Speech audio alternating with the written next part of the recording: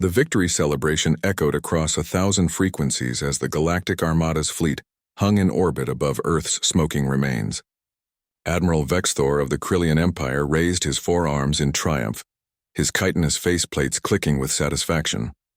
Behind him, the holographic display showed the planet below, its cities dark, its orbital defenses shattered, its communications silent. "Broadcast this across all known space," Vexthor commanded, his voice resonating through the command deck. "Let it be known that humanity's resistance has ended. The Terran species who dared defy the Galactic Council's authority has been neutralized." The assembled representatives of 7 major civilizations watched as Earth's atmosphere glowed with the fires of 100 impact sites. The Zephrani delegates, beings of pure energy contained in crystalline shells, pulsed with colors of satisfaction. The massive Gorath warriors, towering figures encased in biomechanical armor, roared their approval. Even the typically reserved Mindari observers, telepathic beings who rarely showed emotion, allowed waves of contentment to ripple through the collective consciousness.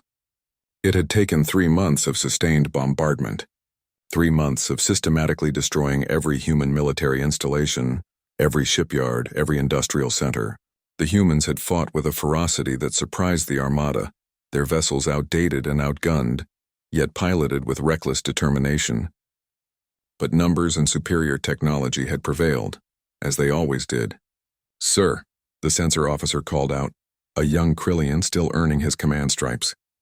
"We're detecting anomalous readings at the edge of the system." Vexthor barely glanced at the display. Debris from the human defense platforms, no doubt.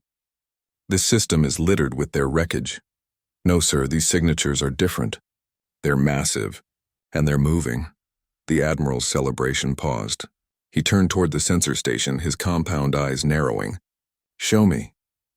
The holographic display shifted, zooming out to show the outer reaches of the Sol system.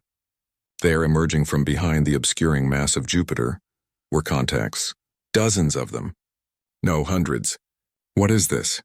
Vexthor demanded. The sensor officer's mandibles trembled. "Sir, they're ships. Enormous ships.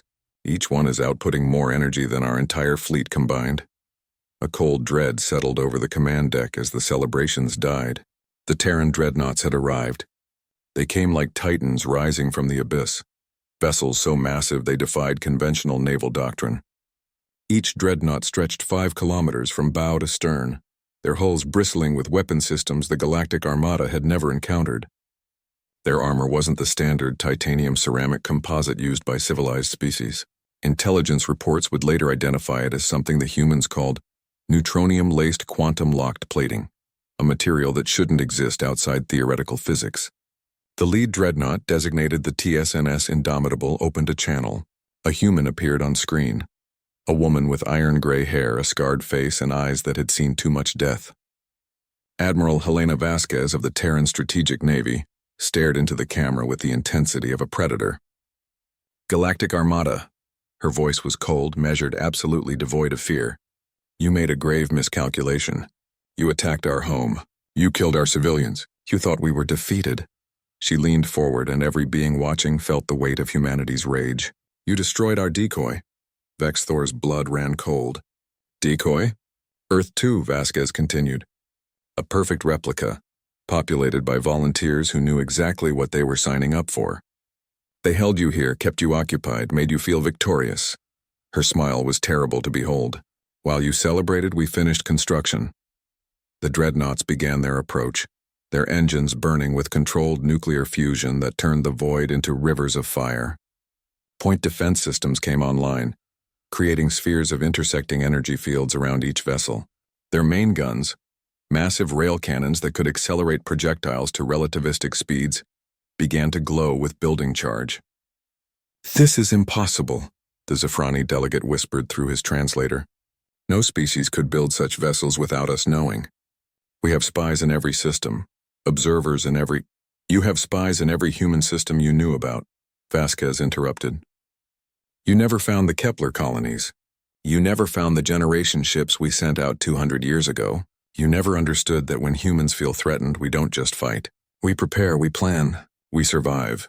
The Armada scrambled to respond. 7,000 ships began repositioning, their weapons systems charging, their commanders shouting orders across a dozen different languages. But they were scattered, disorganized, still in celebration formation rather than combat readiness.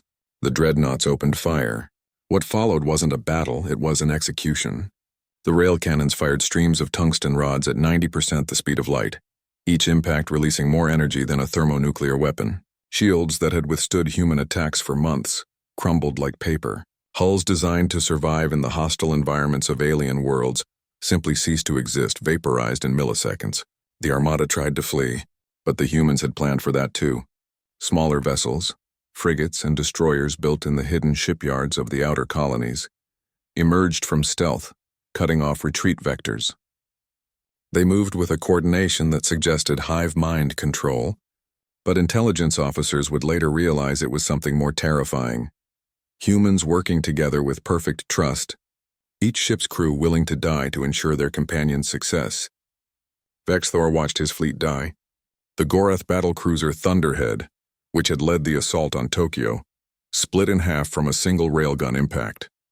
The Mindari collective ship Harmonious Thought, which had bombarded Beijing, simply disappeared in a flash of antimatter detonation. His own flagship shuddered as projectiles punched through shields that were supposed to be impenetrable. "Surrender," Admiral Vasquez's voice cut through the chaos. "Surrender now, and we will accept your ship's evacuation. Fight, and we will give you the same mercy you showed Earth too." The choice was no choice at all. Vexthor, his pride shattered and his fleet in ruins, gave the order to stand down. Around him, the other species followed suit. The Galactic Armada, which had never known defeat, had been destroyed in less than an hour.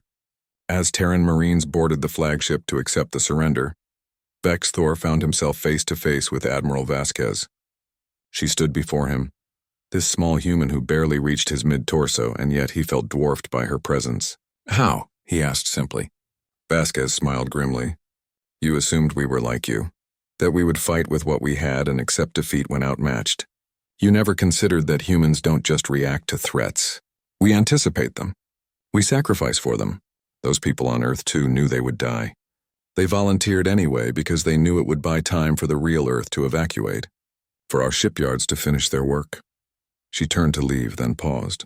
"Your council wanted to know if humanity deserved a place in galactic civilization. You have your answer. We don't just deserve a place. We've earned the right to define what that civilization becomes." The Terran Dreadnoughts hung in space like monuments to human determination, their hulls still glowing from battle. And across the galaxy, species that had considered themselves superior began to recalculate their position in the cosmic order. Humanity had arrived, and the galaxy would never be the same.